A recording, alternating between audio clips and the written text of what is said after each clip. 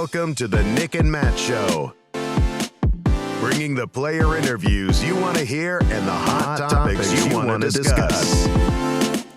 Streaming live on the Foundation Podcast YouTube channel, here's Nick and Matt. All right, everybody. This is not Monday evening. We are live, and this is officially episode 60. We released episode 59 last night. However, since last night, we had a special news release via the PDGA.com, their social media outlets. Nick, how did you read that news? What did it say? So they pretty much talked about how the National Tour will officially be disbanding on the PDGA side of running it, and that the Disc Golf Pro Tour will be running every single Elite Series event for the foreseeable future. And so I thought that was super exciting news. What's kind of funny is actually, I was just thinking about this, is I don't think I actually ever got a chance to play a National Tour event. I think any of the Elite Series events were either majors or Disc Golf Pro Tour events. Well, Nick, and so it's kind of funny because I'll never be able to compete for a National Tour title, but at the same time, I can say, I was 0 for 0. I never lost any of them. Well, okay, that's true. Okay. So, and that's also interesting for the people who just played, like Mason, who just won his first NT, and that was the last NT. So good for him. He got it in. But I think what's funny is last night you said that was like you said Elite Series last night. You said one of your goals was to win an Elite. So you can still do that. Exactly. But I can still do that. Okay. So we have Nate Heinold in the virtual green room. We're letting the viewers grow just a little bit here, and it looks like it has. We're just about to bring him in. But the news, yes, is official. The PDGA has announced, and we're going to let him kind of do the wording here. My understanding is it's more of a merging of tours as opposed to the PDGA going away. But let's go ahead and bring in and introduce, which it's not hidden news, but it is news that Nate Heinold is the president of the PDGA Board of Directors. We just brought him into the channel here, into the show. Welcome, Nate. And is that correct? You are the president of the PDGA Board now? That is correct. Yes, I was elected by the board of directors to serve in that role for the next year. So, okay, so we've got at least a year commitment here, and you are speaking today. If you want to speak off the record as Nate Heinold, I know you're good at doing that. You can say as Nate Heinold, but you are speaking for the PDGA today on a lot of these questions that we have. Could you go ahead and just give us your version of the press release today? Because we can all read it, but what's your summarization of that? Yeah, the reality is that the Disc Golf Pro Tour is running the Elite Series next year. It's absorbing the National Tour. It's a merger of the two tours. The PDGA, certainly will still run over 6,000 sanctioned events this year, and will probably run more next year. And so the tours are combining. The Pro Tour has done a great job to, cater to the people who are trying to make a living playing disc golf, the 150, elite pros. And so the PDGA will still obviously be here. We're not going anywhere. We'll still run A tiers and our majors. And, I believe the number is, I think we had 14,200 professionals compete in a non-elite series event this year. So the PDGA is not going anywhere. We're going to continue to focus on our other strategic initiatives and making our majors even better. But to a high level, the Pro Tour is the Elite Series tour for the foreseeable future. I love that. That's definitely a good thing, I think, in our sport, is to combining the efforts of both the PDGA and the Disc Golf Pro Tour, and allowing one specific tour, like Nate was just saying, to give these players a chance of an actual living, and then having these Silver Series events on top of that for, those maybe more local names, or the lesser of, let's say, the top 30 pros, a chance to compete at these Silver Series events. I definitely think it's a step in the right direction for our sport, combining the efforts rather than trying to run 3 or 4 separate tours. Like, back in 2016, what was there? The majors, the World Tour, the Pro Tour, and then the National Tour. Just being able to have all these efforts combined into one, and letting the people who should be running them run them, I think is an incredible achievement that has just recently happened. Yeah. Nate, is there, just start picking away at picking away, trying to understand it better. And so sometimes it comes across that way. the wording we've been saying or thinking since hearing this, everyone's probably saying the NT is going away, the NT is ending, the PDGA is being consumed by the Disc Golf Pro Tour. All of this wording, is that a reason why in the press release it said we're merging instead of saying, the NT's ending? Is that a part of the conversation? Yeah, I guess, I've looked to social media, and I can't believe somebody would take the PDGA is going away from this, but certainly the PDGA is not going away. In fact, we did obviously spend resources on the national tour. We'll take those resources and continue to invest in technology and other membership benefits. All of the other 6,300 events we run and TD support and training.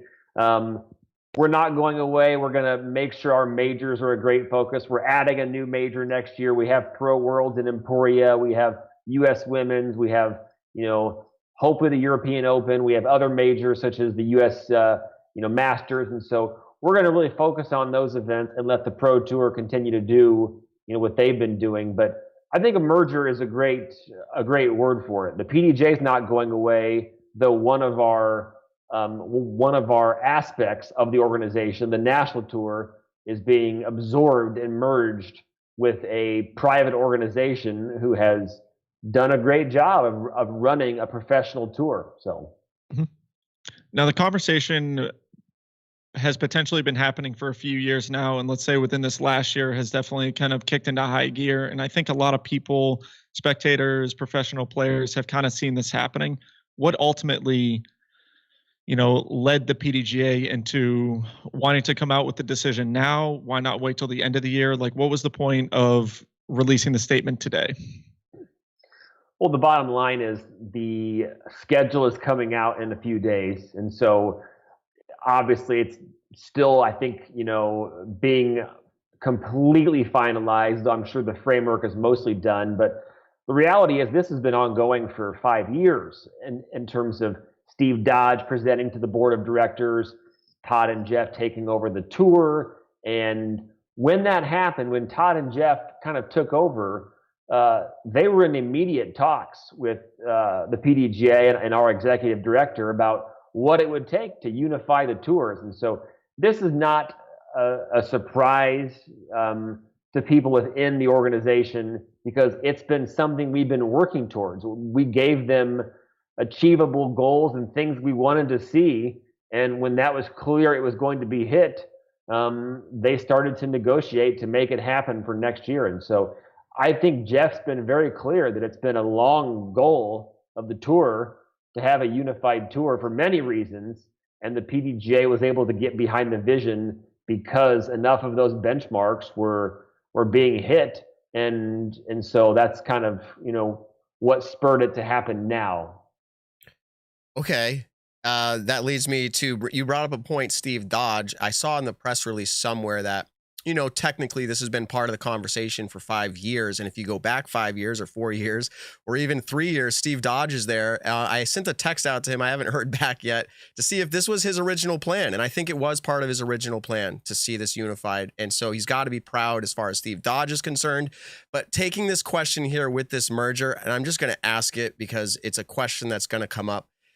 People were starting to view a lot of the NT events negatively, and I don't necessarily believe that's because they were necessarily run negatively or poorly, but the Disc Golf Pro Tour was doing such an excellent job from a lot of viewpoints that it seemed to really put that spotlight on the NTs to say that they aren't meeting that standard. So is this happening, this merger, because the PDGA wasn't running these NTs well?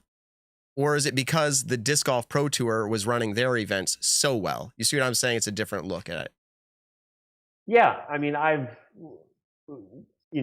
that's a great question. And I would say that it's been an ongoing process. If you looked at where the Pro Tour was a few years ago before Jeff got involved, it was in shambles, unfortunately, right? And Steve did a great job to get it to where it was.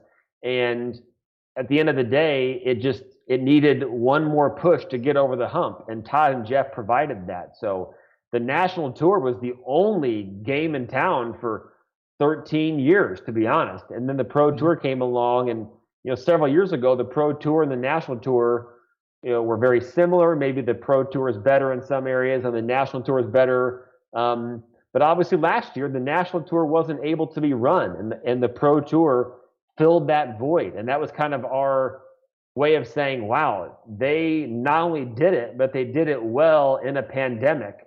And we still don't want to get rid of the National Tour yet. Let's see if they can follow up the next year.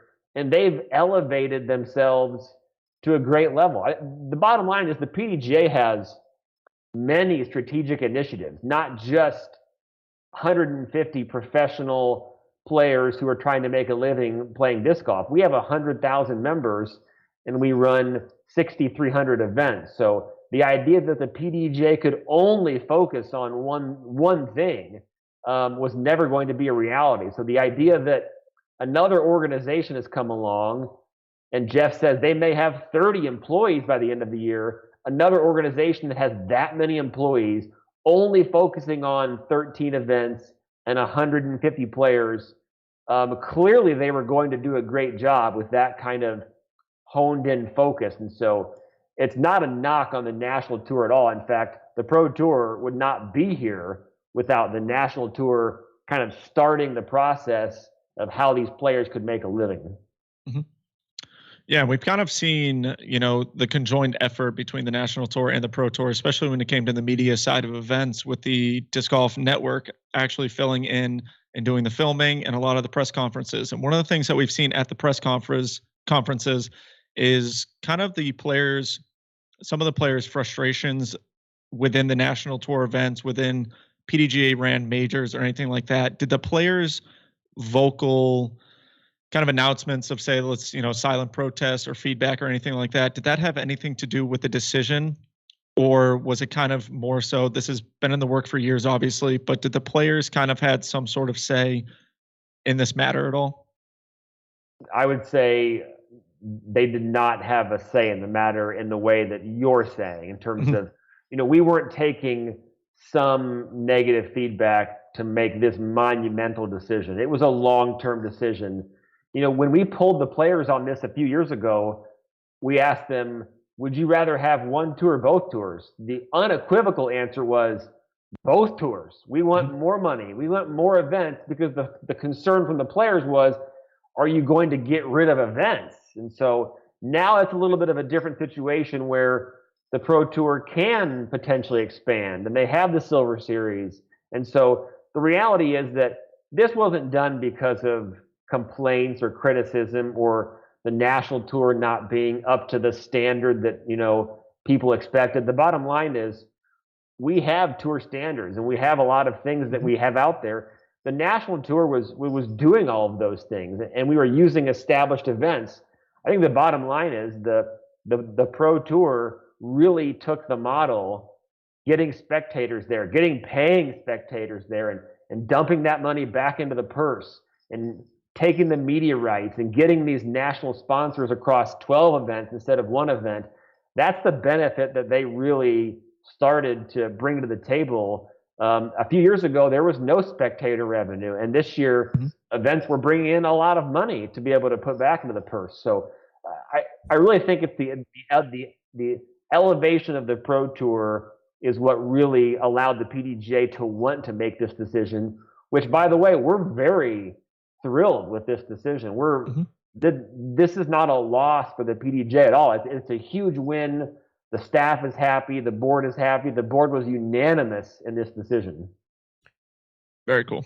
No, I think that's a great insight to hear. And just, it was, we've talked about this merger and everything like that. It's a very friendly transition that's happening, and both groups have been able to work so well with each other this year that I think, for me personally, as a content creator in the sport of disc golf, but also someone who occasionally is able to travel out to those Elite Series events, it's a nice transition looking forward into the 2022 season.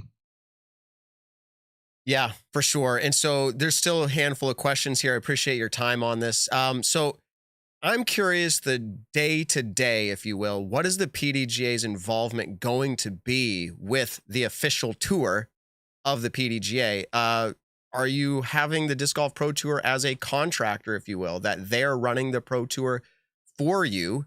And also just elaborate, if you will, that's like a two-part question. You're a minority owner, is my understanding, of the Disc Golf Pro Tour. So like, what is the involvement day to day going to look like with the tour? Yeah, at the end of the day, there is a contract, obviously, between the two organizations, right? And, the PDGA and DGPT staff, worked closely to identify the events for the 2022 season, to make sure that we tried to have geographic sensibility and to kind of look at who was successful for the national tour, who we could bring back. The bottom line is that we're going to let the Pro Tour do their job. We're not going to micromanage every aspect of that event, but the PDGA will have presence at those events. We will have we'll assist at those events in any capacity that is asked of us, from rules and marshal support, media, and so we hope to be a partner with them, and I think that will continue to evolve over time in terms of how much presence we have at those events. But certainly we're going to let the Pro Tour do their job and execute their mission. As I said, there is a contract in place between the two organizations, but we're not going to micromanage the Pro Tour. Mm-hmm. Let me ask this. Which events are going to stay? You mentioned the 2022 season. Is that announced, or do you have that list? Or are there any events going away from the NT that would be worth noting? Yeah, let me look at the list. Yeah, I can't. I actually have no idea. So I know that I think the goal was for it to be announced, I think Friday. So I think the reality is that I think there'll be a Pro Tour schedule and there'll be a Silver Series schedule eventually released. I assume and hope that my two events are on the schedule still. No, I'm kidding. I mean, I believe I have dates for Ledgestone and D-Glow, but Michael Downs, who is our operations manager, and Jeff and Joe and the teams have been talking about dates and events for a while, and so I am confident that the schedule they put out will be the best schedule possible. Mm-hmm. Awesome. Now, I think this is going to kind of go a little bit off topic, but I think the last time that we had you on our show, we were talking about the Players Cup, which is one of the new majors that was announced for the 2021 season. And this was in the initial stages of that announcement coming out, or excuse me, the 2022 season. And that was in the initial statement of this event happening. Is there any more detail to this event that you're allowed to shed light on, in the sense of, we have the idea that it's 4 rounds of stroke play and then the match play going down afterwards. Are there any new things that came about with this event? Yeah, I think you guys may have just seen that. I think Bushnell was announced as the presenting sponsor, and they came out with the disc to support the event.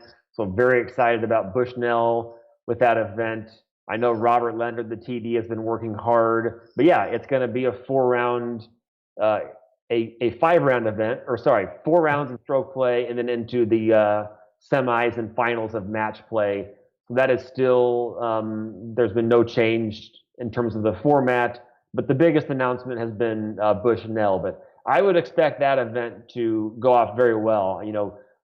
Through this deal with the Disc Golf Pro Tour, PDGA membership, PDGA members get some special access to events such as the Champions Cup. And so I do think it's a great sign that a company like Bushnell wanted to come on and be a very large sponsor of that event. So I hope to go to the event, and if I'm playing or watching or whatever, I'm excited to go back to WR Jackson.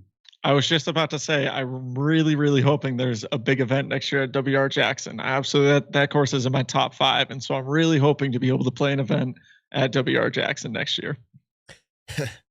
Yeah, but we can't predict, but that sounds nice. So yeah, exactly. This is a short question I have for you. Just generally, you can't speak for the Disc Golf Pro Tour. We're trying to line up Jeff. It's probably not happening during this episode, but you can speak from your perspective as the PDGA representative. Was this a win for both parties based off of your understanding? Yeah, I would say it was an unequivocal win for both parties. And I think I can just speak for the the PDGA there, and probably even Jeff. I'm sure Jeff would say this is a win. So, but from the PDGA's perspective, we have found a great public-private partnership that is going to work very well, and that fulfills one of our missions. I mean, this is going to provide benefits to our members. I mean, they get a 50% discount for the Disc Golf Network and get 5 events, or 5 events that have some kind of free coverage. That's a $60 value. Our membership only costs $50 for the PDGA, and that hasn't changed in 15 years. So, it's a huge win for the PDGA. Yeah, that's good to hear. And you were just touching on the benefits, and there are players out there in the PDGA who did have a bad taste in their mouth, I'll say unfortunately, or rightfully so, from their experiences, but they're looking for, well, how does my money, what are we doing with the PDGA now? But you just mentioned the benefits there alone. I think it's a great opportunity for both parties. As you said, a win for both sides. And if you look at the other member benefits, I mean, we're running 6,300 events this year. I mean, I've played in 10 and I'll play in a couple more. Nick's played in way more than me, but just having sanctioned events and getting a rating and having tournament manager and the scoring app, those things cost money, right? We've added so many new players, but we've also added a ton of new TDs. The PDGA has seen that as an issue where these new TDs come along and they need training. We've hired 2 new people just recently, just for TD support and training. So we are really doing a lot to try to advance the sport and make it more professional, get our TDs up to speed, allow our members to play in as many events as they want. So we're trying to do a lot in those kind of areas. Yeah, this news was pretty big. I will kind of toot our own horn, right, Nick? Was it 2 episodes ago now? We were talking about the speculation of something like this happening. We said, if it happens, we think it's this coming year. It is. So we had something right. We talked about which events might stay or go away. But Nate, I don't know that we missed very much on here. I'm trying to think. Let me just put it out there. Anyone have any questions in the chat? We don't usually do it this way, but I'm going to give you just a little bit. Get a question in there. One of them, while we wait, a fun question, Nate. Are those clear discs on the floor behind you?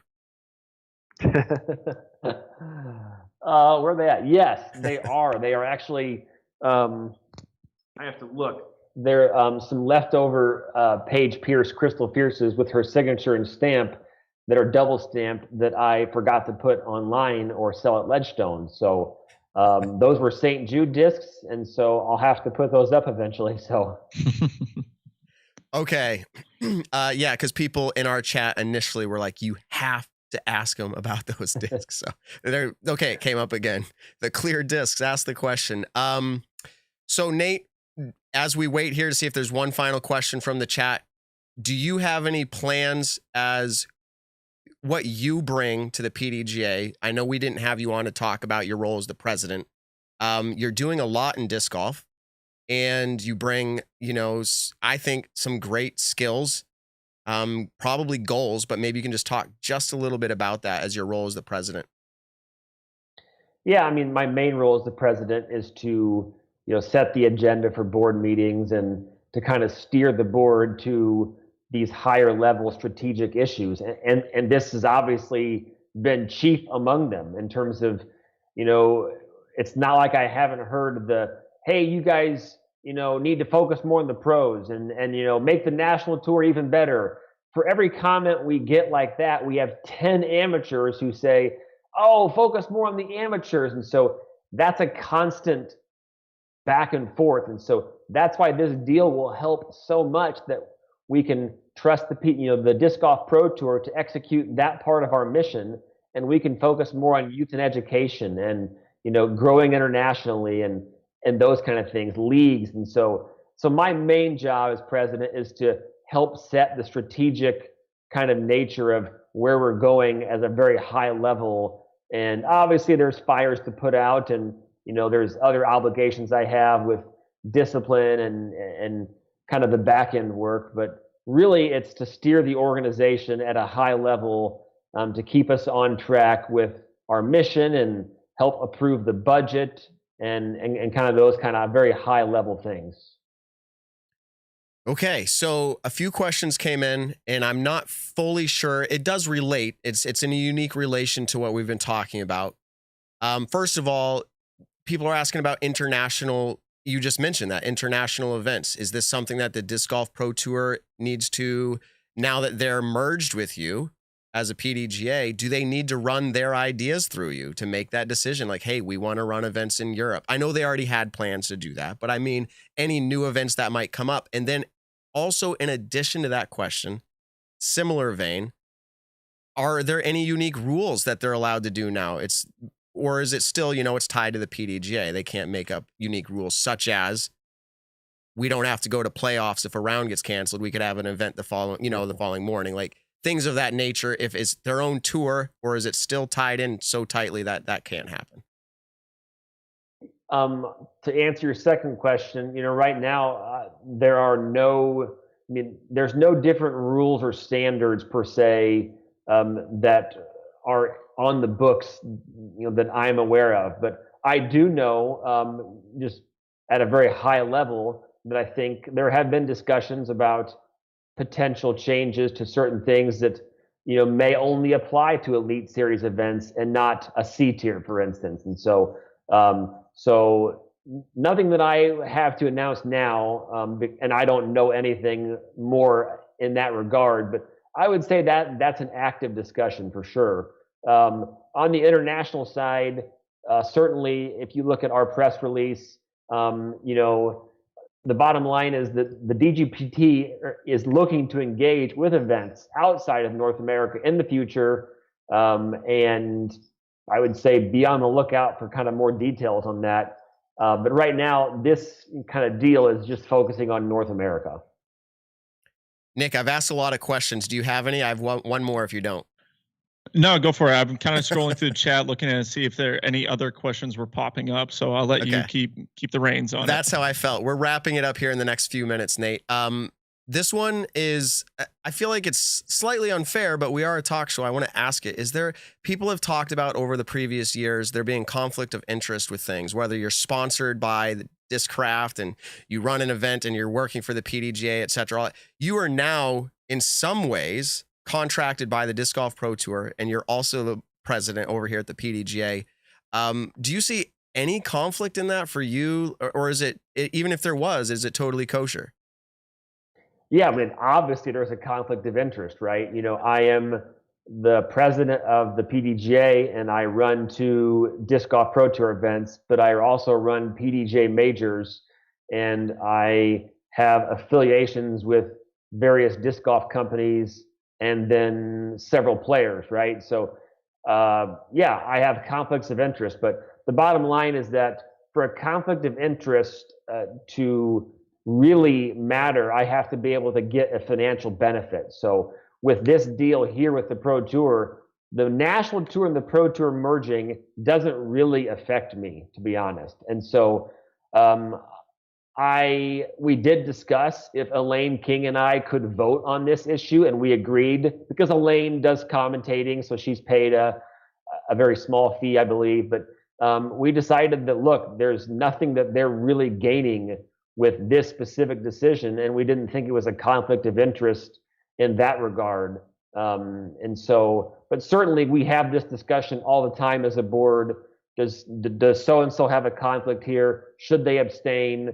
Should they vote? And so I wasn't actually involved in any of the negotiations with this specific deal. And so, I was appraised of the deal when it happened. It was signed last night, but I was not involved in the negotiations. I allowed Jeff and Joe to do all that work. So awesome. Very cool. Yeah, I have full on excitement just how everything is going to play out now and the smooth transition that seems like it's happening. I'm a big fan of Pro Tour events. I've loved almost every single one of them that I've traveled to. So I'm excited to, play them next year.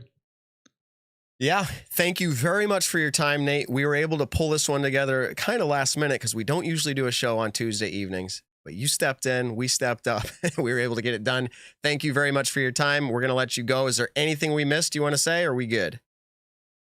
Nope. Thanks for having me. All right. Appreciate it, Nate. Have a great evening. Thank you, Nate. All right, everybody. That was Nate Heinold, president of the PDGA Board of Directors, which again was never officially like announced in like a public, well, it was made public. It was on the PDGA website, but it was never advertised, is how I should put it. But I think a lot of people see that as a positive change. One, Nick, what's your summary after hearing from Nate on all of this? Like, just your general, like, how do you feel? Are you excited? What are you thinking? Yeah, I'm definitely excited. I just kind of spoken about it. I love the way Pro Tour events are ran. I love the way that Jeff Spring has been handling everything on the Pro Tour side of things. I've voiced my opinions in numerous episodes. I've voiced other people's opinions who I've talked to, just how some national tour events were ran this year, how PDGA majors were ran this year. So I definitely have my own personal opinion and then also the opinion of other people. And so I'm excited that the national tour, or excuse me, the PDGA was able to have the smooth transition and seeing that, look, the Disc Golf Pro Tour is specifically focused on an elite series tour. They're focused on creating a better environment for players on the MPO side and the FPO side. And they have, like Nate was just saying, they, eventually they're going to have a team of 30 people solely focus on this, when the PDGA has so many other things in the world to focus on when it comes to professional disc golf and amateur disc golf and even just casual disc golf at this point. They have so many other things to focus on. I'm glad it's a smooth transition. I think, one other time I can kind of think about things like this is when Steve Dodge handed over the reins to the Pro Tour to Jeff Spring and Todd Rainwater. It was a smooth transition, and the first year of it ran smoothly. The second year has just been getting better and better. And I think with a team solely focusing on a specific tour for elite level players, it's an incredible thing. I'm very excited for more news to come out with it. Tour passes, tour players, and everything like that. I'm very excited to see how 2022 is going to play out. That's a great point. I think you and we've been talking so much disc golf over the previous year and a half that we start to somehow predict what's going to happen. And I'm not saying we're perfect, but we did predict this one. And part of that was just the way everything was falling in line over the year. When they announced, hey, Disc Golf Network is covering all the NTs, almost immediately I said, this is a perfect setup as a transition to now running it. Now, one of my concerns, concern's a strong word, Nick, but one of my thoughts is I asked about like, what's the involvement of the PDGA with the tour? Like, can the Disc Golf Pro Tour make their decisions on their own, etc.? I don't think that's fully how it's going to be. Now, if their team is really, good and working together as a team there shouldn't be any issues. But what happens when there's conflict, right? Who is the ultimate decision maker? Is it all parties related? So PDGA and Disc Golf Pro Tour? Hey, we don't want to run that event. Or like, is this happening behind closed doors? Is it public? There's a lot to see how this plays out, but I'm really hoping that the PDGA kind of steps back, and it's what it sounded like. Steps back as far as, and this is what Nate said, watching and allowing them to run the tour. And so I think that's what we're going to see. I would imagine they're going to try to stay out of it as much as they can, especially this first year. But I'm excited to see how it plays out. I think it is going to be good for the sport in general. They're a team now. It is not ended. It is merged.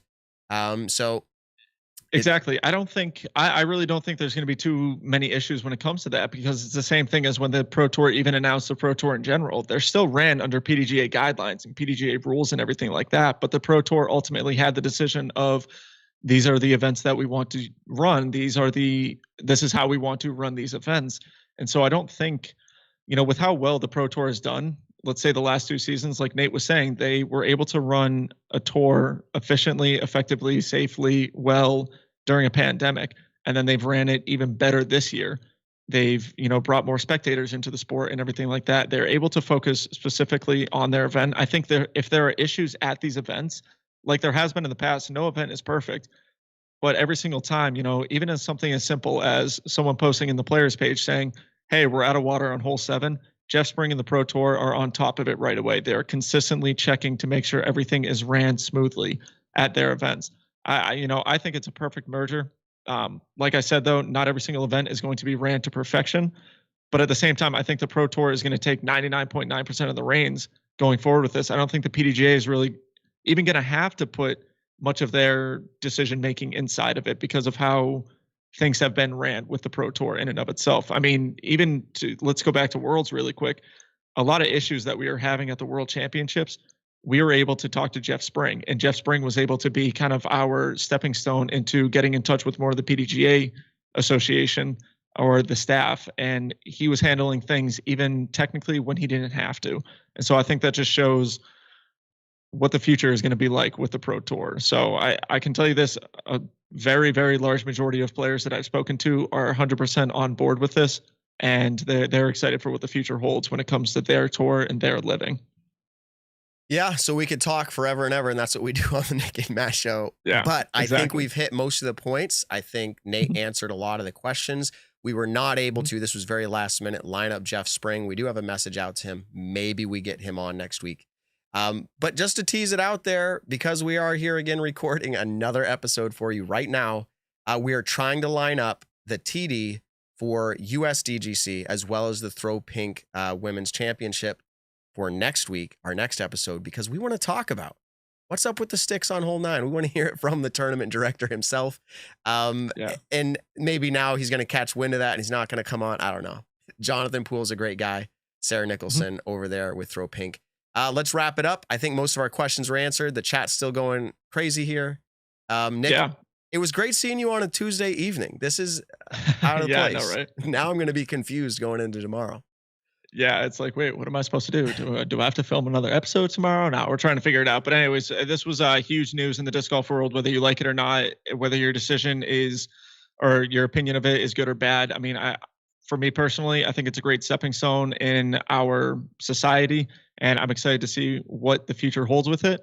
And I feel bad because the chat is kind of buzzing off right now. I've actually been trying to comment here and there when I can. I've lost a little focus when we were talking with Nate, just trying to read some comments and comment back. But to anyone who wants to talk to me more about it, shoot me a DM on Instagram or Facebook, and I'd love to keep sharing my opinions on everything. Like I said earlier, a lot of what I have said is echoed from pros that I talk to consistently every single week, or even just my own opinion at events that I've been to. So I'm excited. I think it's a great move. I think the PDGA is going to make it a smooth transition going forward, and I'm excited for more news to come out with it. Nick, I'm saying it early. You're awesome, but here's appreciate it, brother. Usually in the chat, I'm getting hardcore roasted. Here goes Matt on his tangent. Yeah, I know. You can take some of that heat. All right, let's close it out. Let's close it out. Cool. Hey, everybody for watching. Thank you so much for coming on a Tuesday night. We know this was kind of a spontaneous episode, but with news like this, the Nick and Matt Show really wants to put it out. So if you can, go ahead, leave a like, comment, subscribe to the Foundation Podcast channel so you know exactly. We try to go live every single Monday night, 7 p.m. Eastern time. We definitely got some big shows coming up. I do want to give it a shout out really quick. Andrew Zimmern from Bizarre Foods, incredibly famous guy in the world. Super disc golf advocate as well. He'll be coming on our show in the next few weeks. We're very excited to talk to him about his kind of involvement in the disc golf community. He was at the celebrity program held at Ben Askren's house. So anyways, leave a comment, like, subscribe, check us out on all of your favorite podcast platforms. If you're listening to this post live, tell someone you love them this week. We'll catch you on the next one. Nick, I'm so hungry for a gyro right now. I know, right, dude? I need some gyros. I'm going to have some dinner right now, so I'm very excited. Everyone give a shout out to Hannah Macbeth's mom. We're celebrating her birthday tonight, so happy birthday to Beth. All right, Nick, you're awesome. Let's get out of here. Peace out, everybody. The Nick and Matt Show, a disc golf podcast designed for you, the disc golfer. Find the Nick and Matt Show on your favorite podcast platforms or stream us live exclusively on the Foundation Podcast's YouTube channel.